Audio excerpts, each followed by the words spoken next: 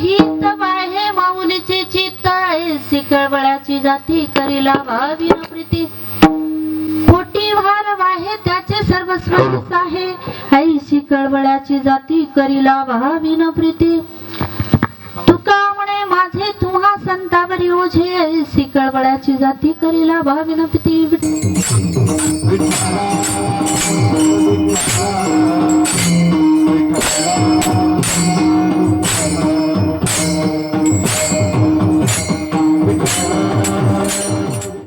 आता पुण्यस्मरण आणि इतर स्मरण याच्यामध्ये काही फरक आहे का? आम्हाला आठवण येणं म्हणजे स्मरण होणं आहे की नाही? मग एखाद्या आठवणीचं पुण्य व्हावं आणि एखाद्या आठवणीने त्रास व्हावा अशाही आठवणी आहेत जिचं आणि माझं कधी बनतच नाही. तिचं झोपल्या झोपल्या जर मला आठवण आली तर त्रास होतोय का आनंद होतोय? त्रास होतो. पण आई वडिलांचं पुण्यस्मरण ज्या पुत्राकरवी केल्या जातं ती पुत्र ती कन्या धन्यतेच्या लायकीची आहे असं महाराज म्हणतात.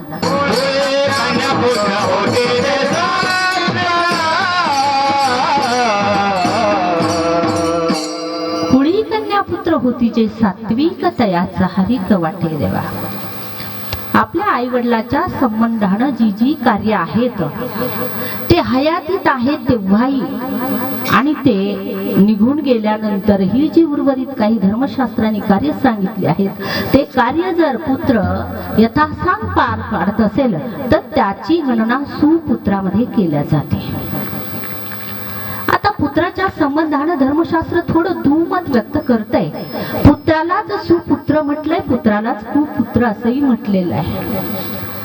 पण धर्मशास्त्र एका गोष्टीचा निवाळा देताना मोठं ठामपणे सांगते आहे की पुत्र कुपुत्र भवती. पुत्र हा कुपुत्र होऊ शकतो पण माता कुमाता न भवती. आई ही कधीच कुमाता ठरू शकत नाही. ती आपल्या लेकराच्या संबंधाने गरिबीतील असेल श्रीमंतीतील असेल जेही तिच्या वाट्यावर दिवस येतात त्याच्यामध्ये केवळ लेकराच्या हिताचा आणि तिला कळवळा असतो त्याचं चिंतन असतं. म्हणून माता ही कुमाता होऊ शकत नाही असं धर्मशास्त्राचं विधान आहे. प्रथम गुरु कोण तर ते केवळ आईला असं म्हटलं जातं आहे की नाही? कुणीही सांगतात अलीकडे सांगतात की बा लेकराची पहिली गुरु ही माता आहे. गुरु या शब्दाची व्याप्ती एवढी मोठी आहे. गुरु हा कुणी मनुष्य असू शकत नाही. गुरु हे तत्व आहे. कधी मातेच्या रूपाने कधी पिताच्या रूपाने तर कधी पुत्राच्या रूपाने सुद्धा गुरु तत्व उपदेश करताना आपण पाहतो आहे. भगवान कपिलांनी आपल्या आईला पुत्र असून सुद्धा आईला उपदेश केला आहे तत्व पुत्र रूपाने प्राप्त झालं. हा देह नासिवंत मलमूत्राचा बांधा रव रव दुर्गंधी रे अमंगळतीचा बांधा स्मरत्या हरिहरा शरण जाई गोविंदा पर्यंदे मदानसा सोहम जो रे बाळा निज ध्यानी निज पारे लक्ष लागू दे डोळा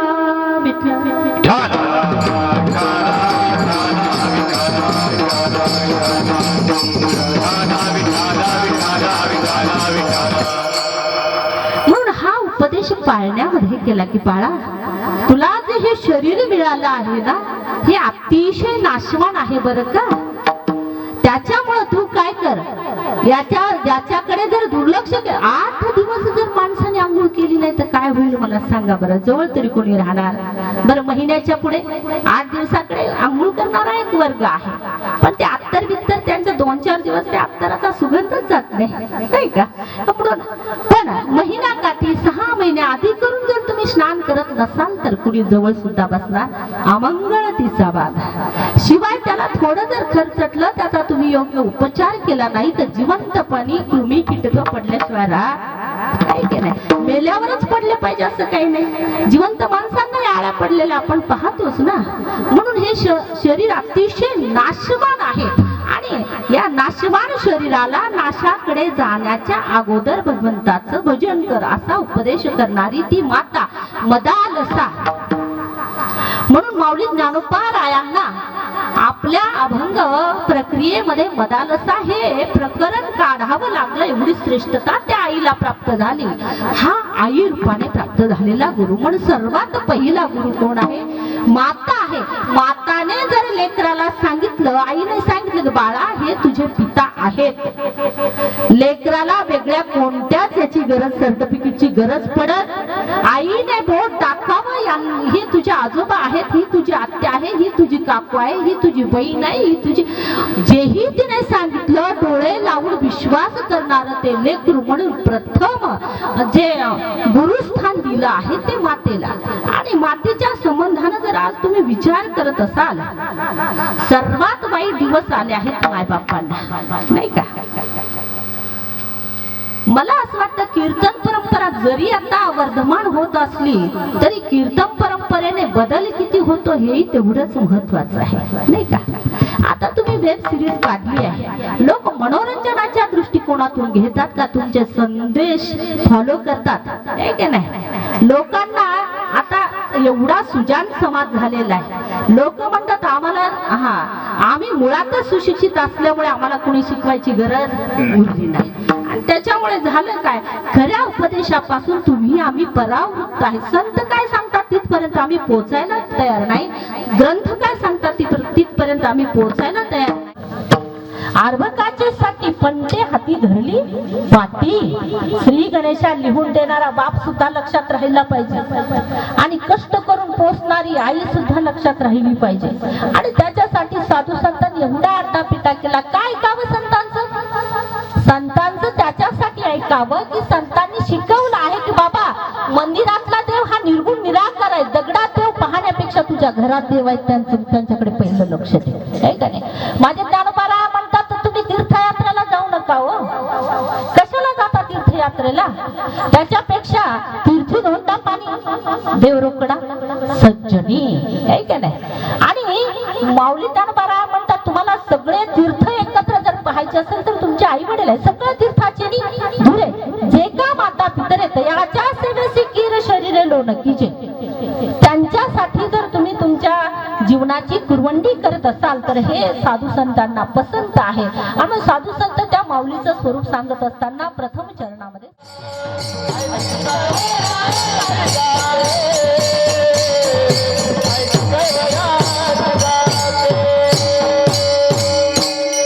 लेकुराचे हित आहे माऊलीचे चित्त. जगात माणसं सर्वांचं ऐकतात पण मायबापाचं लवकर ऐकत नाही.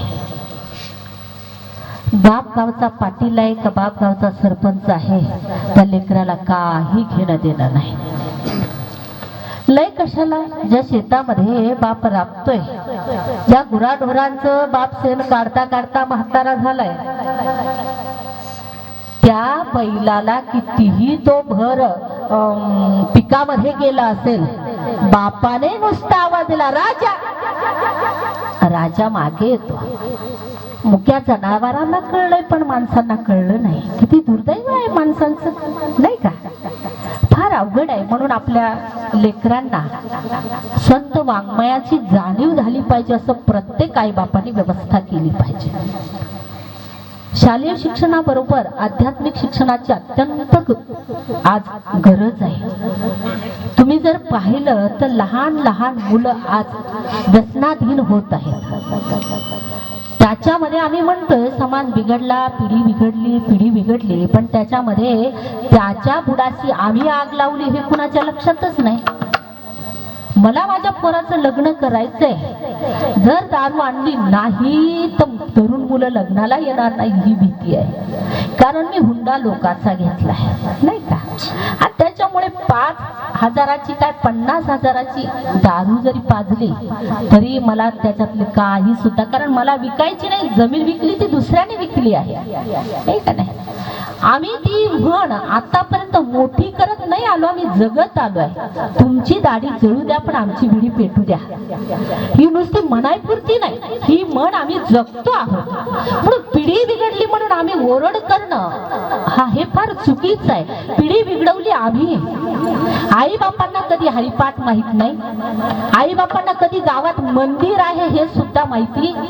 जेव्हा तो परण्या होता, बायको आणायची तेव्हा जे बूट घालून हनुमंतरायाच्या उरावर नाचत गेला तेव्हापासून मरायच्या वेळी त्यांच्या दारात जातात असे काही बादर आहेत. मासे जर असतील तर यांना कोणत्या अपेक्षा आहेत लेकरांकडून? तुम्हाला जर तुमच्या संस्कृतीची जाणीव नसेल, तुम्हाला तुमच्या धर्माची जाणीव नसेल तर पुढच्या पिढीने ती ठेवावी हे म्हणणं सुद्धा चूक आहे.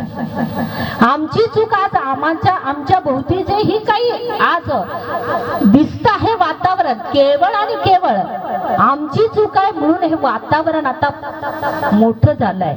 हळूहळू करता या लग्नाला 10 लग्नाला बाळ्या गेला की बाळ्या कट्टर दारुड्या, पुन्हा बाळ्याला बायको भेटत हे बाळ्याच्या लक्षातच येत नाही.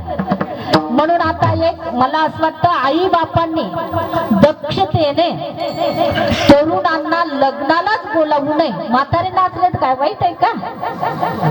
टाळ मृदंग जर लावली हे का नाही. माझे तुकोबाराया म्हणतात की वृद्ध होती तरुणरे. तुम्ही माऊलीच्या सोहळ्यामध्ये पाहत असाल 65 वर्षाचे नव्हे 85 वर्षाची म्हातारी माणसं, खांद्यावर पताका आहे, गळ्यामध्ये टाळ आहे, तर रात्रंदिवस नुसत्या उड्या मारतायत. काहीच होत नाही. वरून पाणी पडतोय, पडत्या पाण्यामध्ये झोपतात, खायची व्यवस्था नाही. ज्यांनी ते बिशी भरली अशा लोकांची व्यवस्था आहे, पण काही असे आहेत बिशी द्यायची व्यवस्था नसल्याने कुठेही पडायचं, कुठेही जिथे मिळेल तिथे खायचं. तरी सुद्धा ही माणसं भगवंताच्या नामस्मरणाची ताकद घेऊन घरापासून पंढरपुरापर्यंत नाचत जातात. मग तुमच्या लग्नामध्ये म्हातारी नाचली तर काही वाईट होईल का? नाही का? म्हातारी म्हणताय कोण त्यांना? म्हातारी म्हणजे का बाबाला न्यायचं असं म्हणणं आहे का? पण मध्यमवर्गीय माणसांनी आनंदी राहू नये असं काही त्याचं शास्त्र आहे का? आता नर्तन म्हटलं की आनंद आलाच, मग ते कोणतंही असू द्या. कीर्तनामधल्या नाचण्यातही तोच आनंद आहे, बँडवाल्याला त्याच्या नाचण्यातही तोच आनंद आहे. आनंद तर सारखा, एक आनंद विनाशाकडे नेतोय, एक आनंद परमार्थाचा सुख देऊन जातोय. आनंदामध्ये भिन्नता असली तरी नाचताना शरीराला होणारी कष्ट आणि मिळणारा आनंद सारखाच आहे. त्याच्या प्रती जरी वेगवेगळे असतील, त्याच्या पासून मिळणारी फळं जरी वेगवेगळी असली, पण नाचताना मात्र शरीराची कसरत करून नाचणं दोघांनाही लागतंय.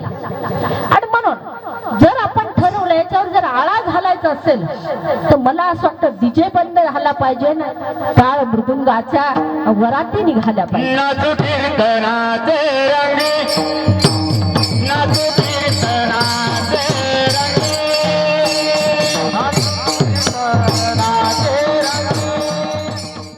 कळवळ्याची जाती करीला भावे न प्रीती.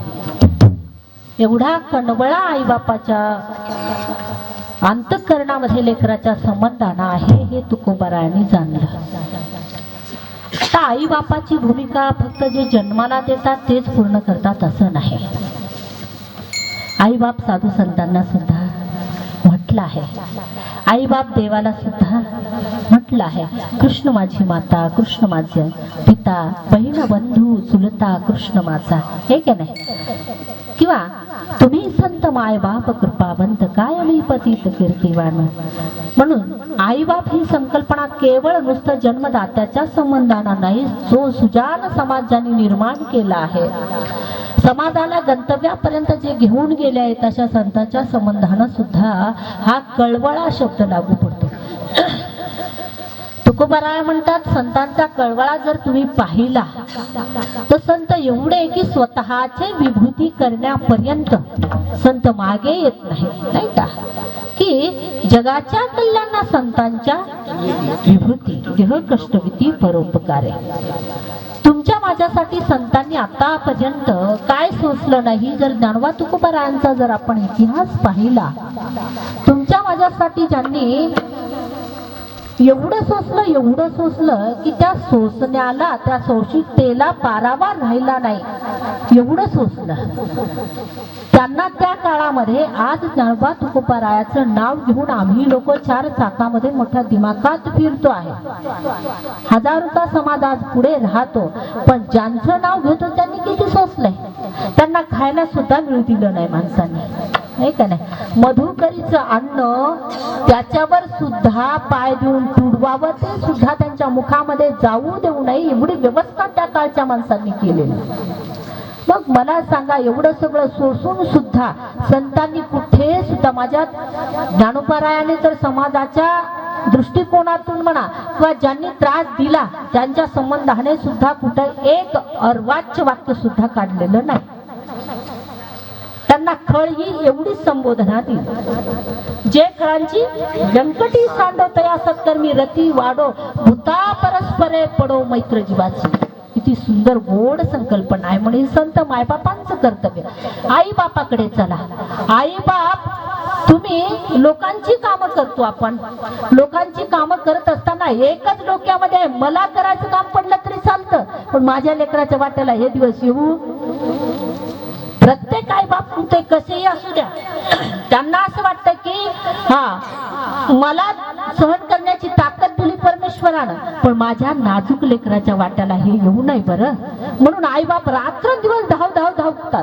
मग तुकोबाराय म्हणतात की म्हणून की पोटी भार आहे, मुलांचं चांगलं झालं पाहिजे याच्यासाठी सर्व ती सहन करत असतात. म्हणून तुकोबारायांना शब्द खर्चावे वाटले की बाबा, जसं आई बापावर लेकरांचं वझ असतं, आहे का नाही, तोपर्यंत लेकरू त्याच्या कर्तव्यापर्यंत पोहोचत नाही, कर्तव्य दक्ष बनत नाही, तोपर्यंत आई वडिलांची भूमिका अशी असावी की त्याला योग्य कर्तव्याची जाणीव करून द्यावी आणि त्याला कर्तव्य दक्ष बनवावं.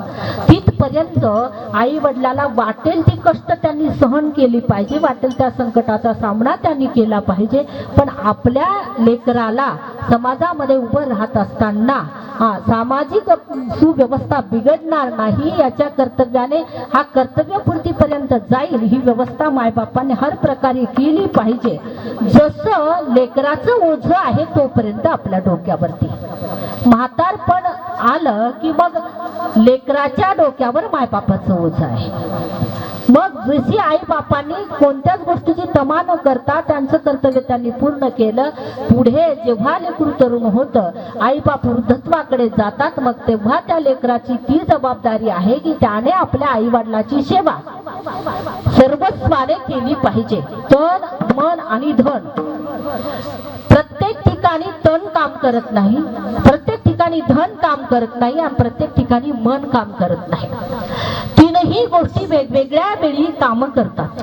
दवाखान्यामध्ये गेलात तुम्ही, वडिलाला तुम्ही हातावर नेलं, याच्यावर टेकवलं, डॉक्टर पुढे नेलं, तिथून उचललं आणलं, इकडं तिकडं नेलं, हाताने तुम्ही तर हाताचा पाळणा केला, पण धन तुमच्या जवळ नसेल तर तुमचे वडील तुमच्या हातात राहत आहे का नाही? तिथे धनाची गरज आहे. आता हे सगळं आहे, धनही आहे, तनही तंदुरुस्त आहे, पण आई वडिलाच्या सेवेत मन लागत नाही. मग पैसे आहेत म्हणून 4 सेवक ठेवले, जा म्हाताऱ्याला भूक लागली का पहा, म्हातारीला काय लागतंय ते पहा, चहा हवाय का पहा. कधीच आई वडिलाच्या खोलीमध्ये जाऊन डोकावला नाही. त्याला सुद्धा धर्मशास्त्र, त्याला सुद्धा कुठे मान्यता मिळत नाही. म्हणून तन मन आणि धन 3 गोष्टी एकत्र घेऊन जर आई बापाची तुम्ही सेवा करत असाल तर मग तुम्ही श्रावण बाळ आहात. मनुष्य म्हणून आम्ही जन्माला आलो आहे. या मनुष्याचा नराचा नारायण होण्याची संभावना नाही, 100% खात्री आहे की तुम्ही नराचे नारायण सुद्धा होऊ शकता. म्हणून आम्हाला या मनुष्य देहाचं जर सार्थक करायचं असेल तर योग्य मार्गदर्शकांची आणि योग्य आई वडिलांच्या खुशीमध्ये जन्म घेण्याची गरज. आई वडील योग्यच असतात, हा शब्द चुकून माझ्या तोंडातून गेला आहे. आई वडील योग्यच असतात. आई वडील कोणते असू द्या, गरीब असू द्या, श्रीमंत असू द्या, कोणतेही आई वडील असले तरी ते योग्यच असतात. पुढे आपल्याला योग्य मार्गदर्शन मिळणं आणि आपल्याला त्या संगतीचा यथायोग्य विनियोग करता येणं आणि त्याच्यानंतर जीवनाचं सोनं होणं, या सर्व गोष्टी पुढे पुढे घडत जातात. म्हणून सर्व गोष्टीसाठी सर्व गोष्टीतून नाही उतराई झालं तरी चालतंय, पण 5 ऋण माणसावर धर्मशास्त्राने सांगितलंय. पहिलं ऋण आहे आई बापांचं, दुसरं ऋण आहे देवाचं, तिसरं ऋण आहे साधू संतांचं आणि चौथं ऋण आहे समाजाचं, 5वं ऋण आहे देशाचं. या 5 ऋणामधून माणसाला आणि त्या ठिकाणी जर उतराई होता आलं तरच मनुष्य जन्माचं सार्थक जीवाला करता येतं, अन्यथा या जीवाला पुन्हा पुन्हा जन्माला येऊन पुन्हा पुन्हा मरावंच लागणार आहे. म्हणून आद्यशंकराचार्य म्हणतात तोपर्यंत थांबणार नाही. पुनरपि जननम पुनरपि मरणम पुनरपि जननी जठरेशयन या संसारे खलु दुस्तरे पाव मुरारे. आणि मग त्याच्यासाठी भज गोविंदम भज गोविंदम भज गोविंदम मुडमते. आणि त्याच्यासाठी म्हणून भजन हा उत्तम पर्याय सांगितला आहे. सुद्धा सर्वांनी वर हात करायचे आहे आणि सुंदर देवाचं भजन करायचं आहे. म्हणून तुकोबारा म्हणतात जसं लेकराचं ओझ आपल्या आईबापावर असतं जोपर्यंत ते सुजान होत नाही तोपर्यंत, तसा जीव हा अज्ञानी आहे, त्याचं सर्वस्व ओझ संतावर आहे. आणि येणेप्रमाणे अंतिम चरणामध्ये तुकोबारा विदित करा. चेके महाराजांच्या संबंधानं जाता येता न लगे इकडे मन न काढता चेके महाराजांना घालायचं. चेके महाराज चंचल चपल. कोण्या गावाला कीर्तनाला गेलतो?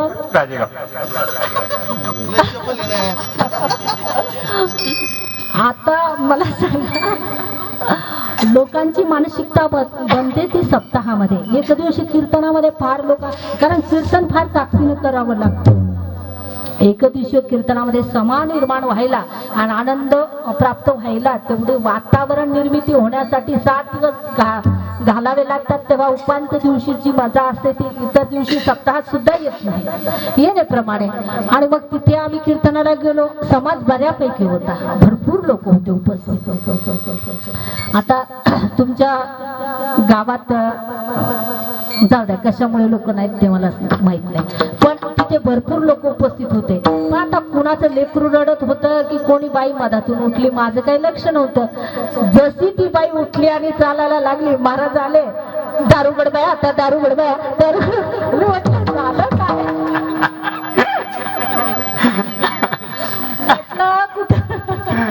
कीर्तनामध्ये याचा कुठं सूत्रांत संबंध नाही. आणि महाराज दारच का उघडायला लावतात? म्हटलं कुणाच्या अंगातच आलं की काय? मग महाराज मला म्हणाले या लोकांना इंदुरीकरांची सवय झाली. म्हटलं मग इंदुरीकरांना आणायचं नाही तर. म्हणून मला फार गंमत वाटली त्या विषयाची. आपण वारकरी धर्माचे पाईक आहोत, आपल्याला आपल्या मर्यादा कळाल्या पाहिजे. यांना काय 2 तास ते फक्त मनोरंजनाच्या दृष्टीने ऐकत आहेत. बदल झालाच पाहिजे असा अट्टहास त्यांच्यामध्ये नाही. पण आपण तर बदललं पाहिजे ना. समाजाला काय लागतं ते देण्याचा अट्टहास कशाला? माझ्या ज्ञानोबारांना काय आवडतंय, माझ्या तुकोबारांना काय आवडतंय, आमची संत परंपरा काय सांगते, आमची कीर्तन परंपरा काय सांगते, याचं तंतोतंत पालन करणं या गादीचं आद्य कर्तव्य आहे. इथं भाषण विनोद सांगण्यासाठी आणि खाली पडू पडू माणसं हसवण्यासाठी ना थोडं हे व्यासपीठ आहे. इथून एखाद्याच्या काळजाला घाव बसावा आणि त्याचं जीवन तिथंच परिवर्तित व्हावं त्याच्यासाठी व्यासपीठ आहे. या व्यासपीठाने महात्मे दिले ते याच व्यासपीठाने, संत दिले ते याच व्यासपीठाने, सज्जन दिले ते याच व्यासपीठाने, साधू दिले ते याच व्यासपीठाने. म्हणून या व्यासपीठाची फार मोठी जबाबदारी आज समाज अतिशय, मला असं वाटतं की या व्यासपीठाकडून जी अपेक्षा करतो आहे ती फार चुकीची करत आहे. कीर्तनाद्वारे तुम्हाला जर मनोरंजन हवं आहे तर घरी तुमच्याकडे कितीतरी उपकरणं उपलब्ध आहेत तुमचं मनोरंजन करण्यासाठी. म्हणून इथं तुमची ती अपेक्षा घेऊन तुम्ही येत असाल तर फार चूक करत आहात.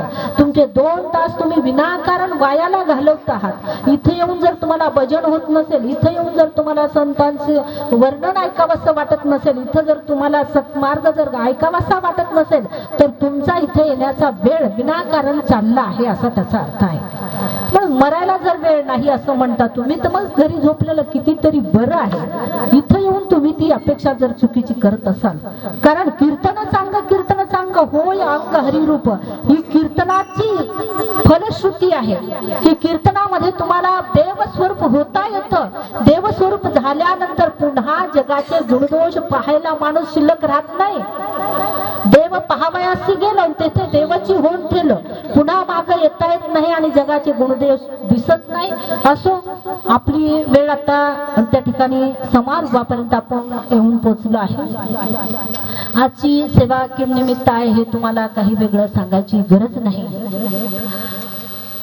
आदरणीय मातोश्री ज्यांचं देहावसन होऊन 1 वर्ष झालं आहे आणि प्रथम वर्ष श्राद्ध प्रथम पुण्यस्मरण या निमित्तानं हे श्री कीर्तन या ठिकाणी आयोजन करण्यात आलेलं आहे।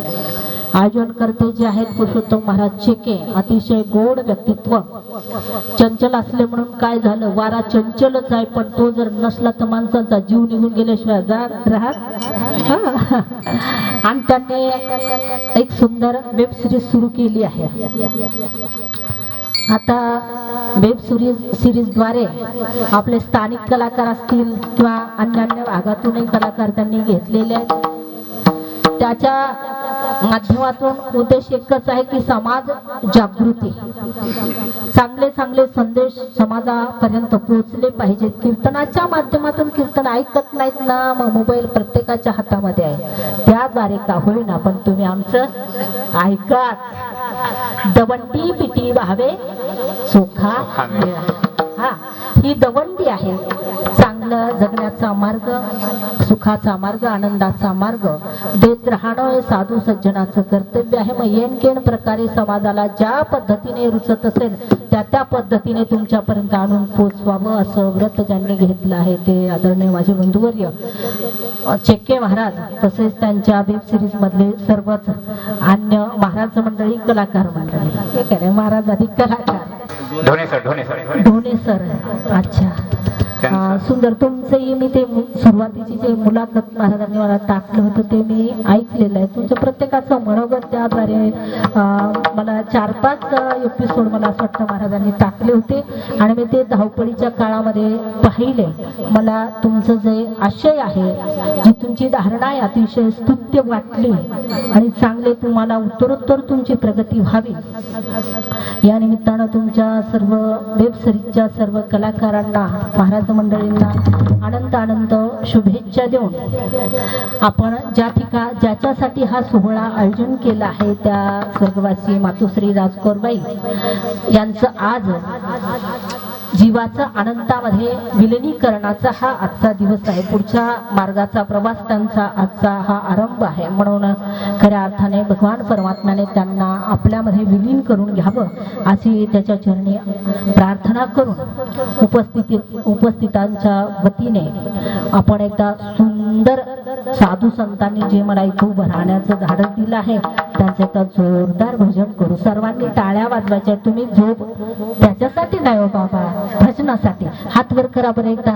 करा हात सगळेजण वर, ज्यांना हात थंडी बिलकुल वाजणार नाही, बिलकुल थंडी, ज्याने हात वर केले नाही सगळी थंडी त्याच्यावर येऊन पडल्याशिवाय राहणार नाही। हात वर हात वर हात वर। ज्ञानोबाराया माझ्या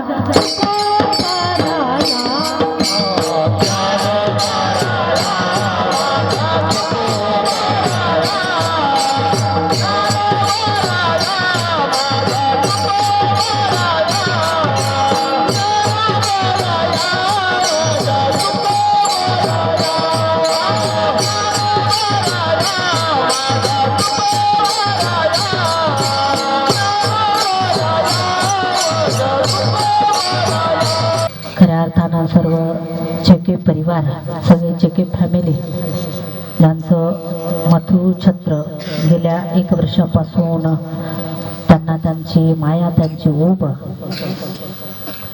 प्राप्त आहे।